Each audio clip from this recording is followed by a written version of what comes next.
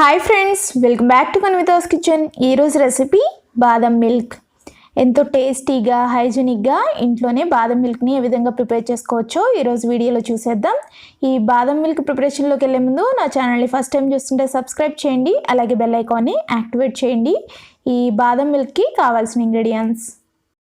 ఇప్పుడు ఒక బౌల్ని తీసుకుని దీనిలోకి ఒక 25 బాదం పప్పులు వేసుకుని తగినన్ని వాటర్ వేసి ఒక 2-3 గంటలు నానబెట్టుకోవాలి. అంత టైం లేదు అనుకుంటే ఈ బాదం పప్పుల్లో హాట్ వాటర్ వేసుకుంటే మనకి హాఫ్ అన్ అవర్లోని బాదం పప్పులు నానిపోతాయి. ఈ బాదం పప్పులు నానిన తర్వాత వీటిపైన ఉన్న తొక్కని తీసేసుకుని ఈ బాదం పప్పుల్ని ఒక మిక్సీ జార్లోకి యాడ్ చేసుకోవాలి. అలాగే ఒక పావు కప్పు కాచి చల్లార్చిన పాలని యాడ్ చేసుకోవాలి. ఆ తర్వాత మూత పెట్టి వీలైనంత ఫైన్ పేస్ట్లా బ్లెండ్ చేసుకోవాలి. దీన్ని ఒక పక్కన పెట్టుకోవాలి. ఇప్పుడు ఒక ప్యాన్ తీసుకుని దీనిలోకి ఒక 1/2 లీటర్ మిల్క్ యాడ్ చేసుకోవాలి. ఇప్పుడు స్టవ్ వెలిగించి ఈ మిల్క్ని స్టవ్ మీద పెట్టుకుని దీనిలోకి ఒక చిటికెడు సాఫ్రాన్ అంటే కుంకుమ పువ్వుని యాడ్ చేసుకోవాలి. అలాగే ఒక పావు కప్పు షుగర్ని కూడా యాడ్ చేసుకోవాలి, లేదా షుగర్ని మీ టేస్ట్కి తగ్గట్టు యాడ్ చేసుకోవచ్చు. ఆ తర్వాత ఒకసారి మిక్స్ చేసుకుని మీడియం ఫ్లేమ్లో ఈ మిల్క్ని 2 పొంగులు వచ్చేంత వరకు బాయిల్ చేసుకోవాలి.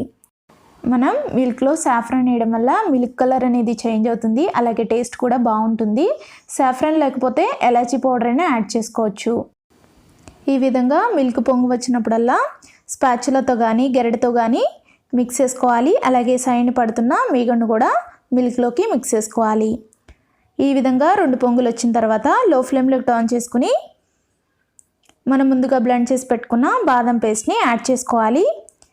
ఇలా బాదం పేస్ట్ యాడ్ చేసుకున్న తర్వాత మిల్క్లో కలిసే విధంగా బాగా మిక్స్ చేసుకోవాలి. ఇలా మిక్స్ చేసుకున్న తర్వాత మీడియం ఫ్లేమ్లోకి టర్న్ చేసుకుని ఒక 5 to 6 minutes బాయిల్ చేసుకోవాలి. ఇలా 5 to 6 minutes బాయిల్ అయిన తర్వాత మనకి కొంచెం మిల్క్ అనేది థిక్నెస్ వస్తుంది. ఇలా కొంచెం థిక్నెస్ వచ్చిన తర్వాత స్టవ్ ఆఫ్ చేసుకుని ఈ బాదం పాలని పక్కకు తీసుకుని వేడివేడిగా అయినా సర్వ్ చేసుకోవచ్చు, చల్లగా అయినా సర్వ్ చేసుకోవచ్చు. ఎలా సర్వ్ చేసుకున్నా చాలా టేస్టీగా ఉంటాయి.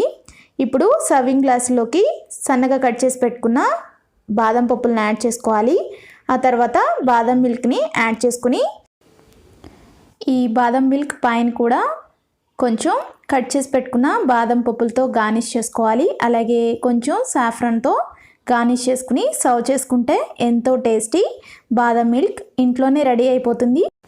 చాలా టేస్టీగా ఉంటుంది. మీరు కూడా ఒకసారి ఇలా ట్రై చేయండి ఫ్రెండ్స్. నా వీడియో కనుక మీకు నచ్చినట్లయితే లైక్ చేయండి, మీ ఫ్రెండ్స్ అండ్ రిలేటివ్స్కి షేర్ చేయండి, సబ్స్క్రైబ్ చేయడం మర్చిపోకండి. మరిన్ని మంచి వీడియోస్ మీకు నోటిఫికేషన్స్ రావడం కోసం బెల్ ఐకాన్ని యాక్టివేట్ చేయండి. మరొక మంచి వీడియోతో మళ్ళీ కలుద్దాం. Thanks for watching.